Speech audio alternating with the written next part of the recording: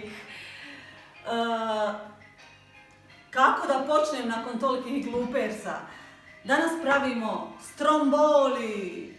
Znači, jedna verzija tijesta koje je nevjerojatno prekrasno, koje morate probati, koje ja obožavam, a koje sam otkrila zahvaljujući činjenici da mi je dijete alergičar. Znači, redovno idu jaja, ona alergična na jaje. I dođem do tijesta u koje ne idu jaja i na kraju dobijem toliko prozračno, mekano tijesto, pogodno za pice, za sva vrsta peciva, kiflice, za...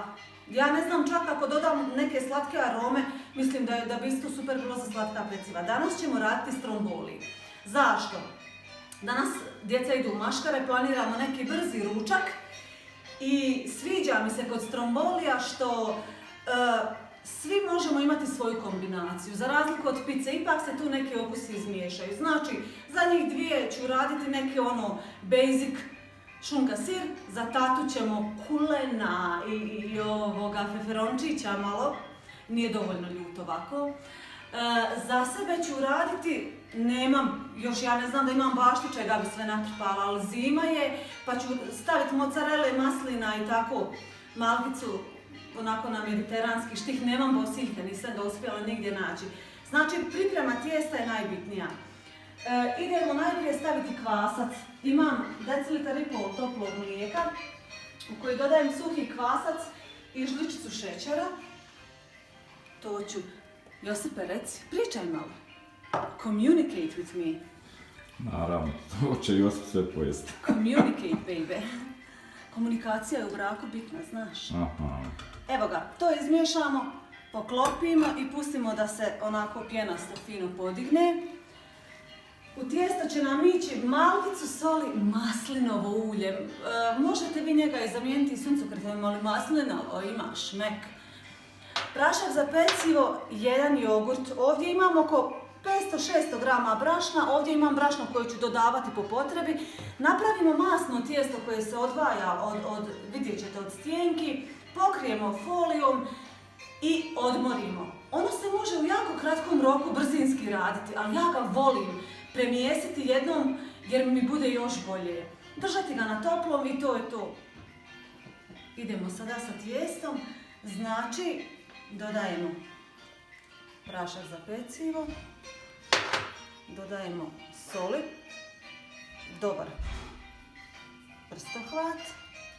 Ovdje imam mlaku vodu koja će mi poslužiti čisto ako ja vidim da treba dodati tom tijestu nešto. Maslinovo ulje. Ovdje je otprilike decilitar maslinovog ulja. Ne bojte se, daje toliko fin šmek, a kažem tijesto treba biti masno, jer dok ga razvijam ja ga ne pobrašnim uopće, nego ga tako masnog razvaljam na kuhinsku površinu i meni je puno ljepše nego onako kad je tijesto puno krcato brašno. Tu nam je kvasac koji se već zapjenio fino i mlijeko, to ćemo dodati sve. Sada lagano. Najprije žlicama, kasnije rukama naravno.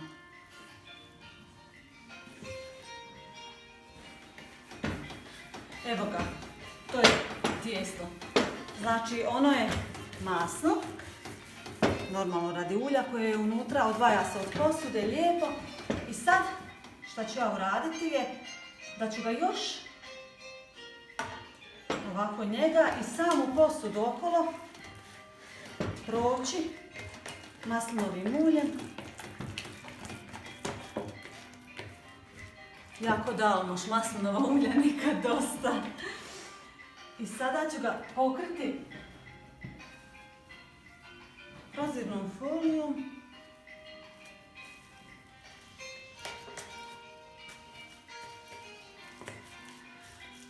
Pokriti krpom i lijepo ostaviti na toplo da se digne. Ono će već biti puna posuda nakon nekih možda pola sata do 40 minuta, onda ću ga premijesiti i sačekati još da drugi put, da mi bude još pufnastije.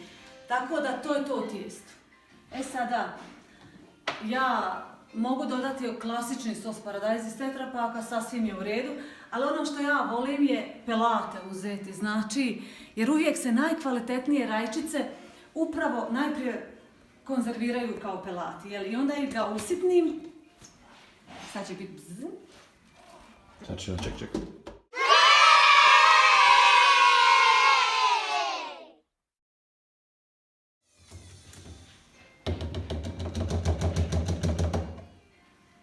Ovdje će biti Nutribulet radi.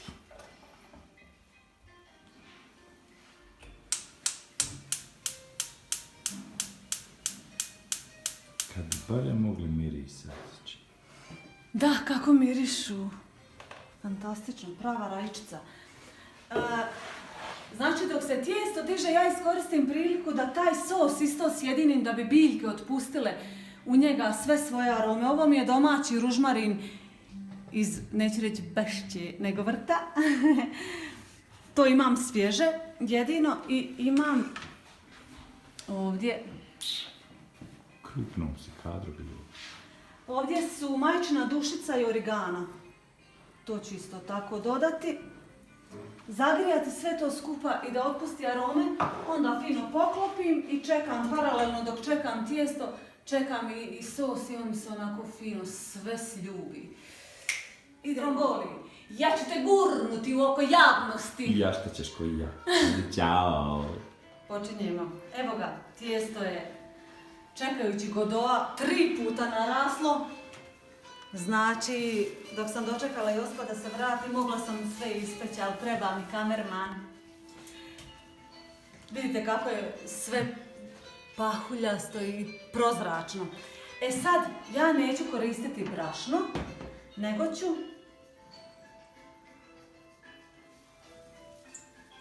i površinu i valjak nauljiti.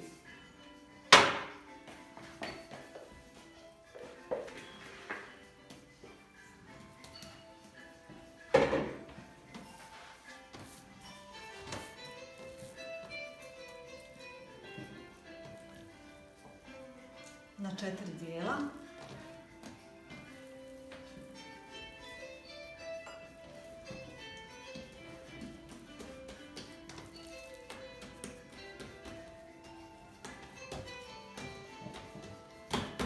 Ovo ti možeš malo brza dok ja razvijem. Super. Evo ovako, male rezove. Ja ću naravno količinu, opet kažem i recept, cijeli uraditi i objasniti sve čak što sam zaboravila reći, jer uvijek nešto zaboravim reći. Tako da sve će biti u opisu videa. Evo sada idemo sa jednim slojem šalše.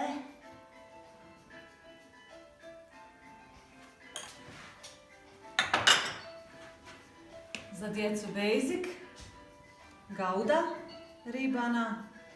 Ona je fenomenalna meni jer se ona prekrasno onako topi i baš je, onako razvlači se kad se uzme.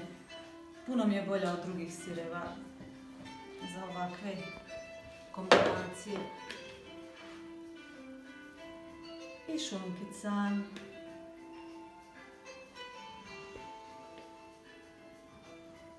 Joj, što će se maškare danas najesti.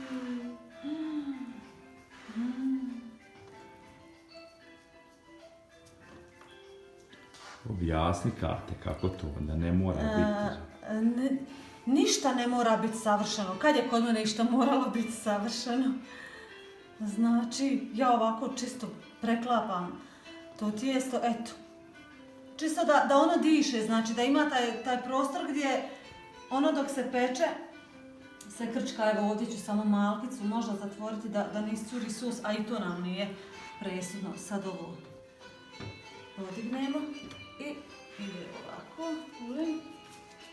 Sad mamini tatin. Tatina kombina, jedna za mamu, jedna za tatu.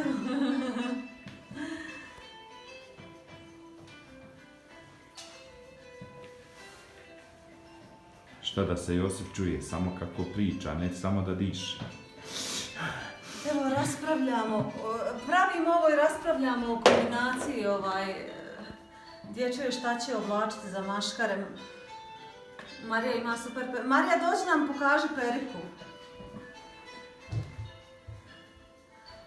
Samo prođi i okreni se pozad da vidi kako je to divna kosa. Pogledajte vi tu raskošnu frizuru.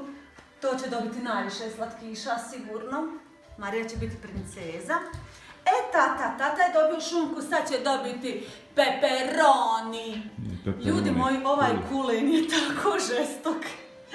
Ja sam ga probala. Kako se zove čiko koji nam je dao? Nine Kasalo. Nine Kasalo, hvala puno. I vinarka u Livnu. Ljudi moji, morate otići vidjeti taj predivan ambijent, taj restoran. I ovo je sve domaće, znači sve što čovjek radi, od koljenica, ne znam, tog finog meseka, specijaliteta, delicija, sve domaće. I naravno, uz peperoni još nešto hot. Some like it hot. Kako će ti zapapričiti? Pokajat ćeš što si. Odvadi malo, halo, odvadi koji kate. Neću ti odvaditi ništa. Ćao. Znači, procedura je ista. Yes, of course. Ćao. Mama medvjed. Špek, isto domaći špekec i domaća kobasica. Iz prirodnog uzgoja. Da, natural. Eko, bio, kaj god. Mozzarella.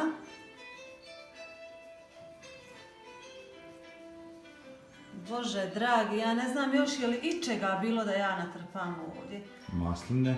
I kad ljudi misle da ja ne... Kad me pitaju jedem li ja išta. Ljudi koji znaju mene i tebe, svi misle da ja jedem. Da. Obratno je. Kata ljudi jede. Kata jede. Nakon treninga dođe i sebi nastavi rižoto i pojde. Da. Samo otrov, ljuto, tersno. Ja. Evo ga. Idemo tamo. Znači, taktika ista. Ja.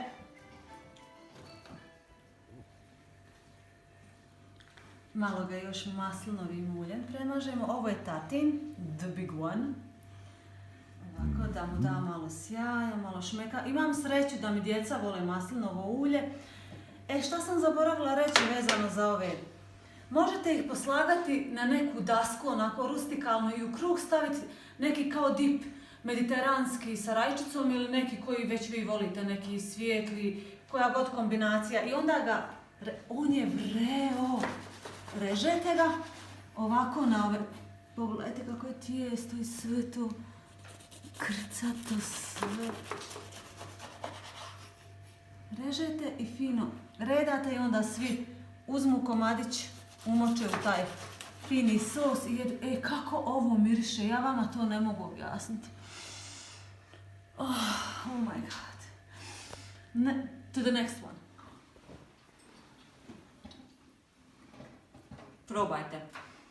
Čekaj, žvačem. Znači, jedino što bih ja možda promijenila, masno tijesto, čak nema potrebe za pek papirom. Pecite ga, nek se zapeče, u tepsi lako se vadi, tako da sve ostalo je super, okusi, mirisi su tako intenzivni, fantastični. Evo, javite mi ako ste probali kako vam je ispalo, koje su vaše neke omiljene kombinacije. Ja sad stvarno moram ići jest, meni je žao, ali ja ne mogu izdržati. Sve vas pozdravljam do idućeg videa. Pusice, čao!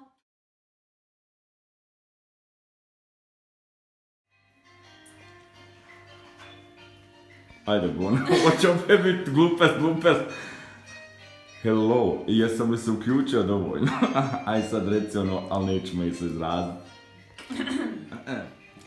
Pozdrav ekipa! Klapa treća!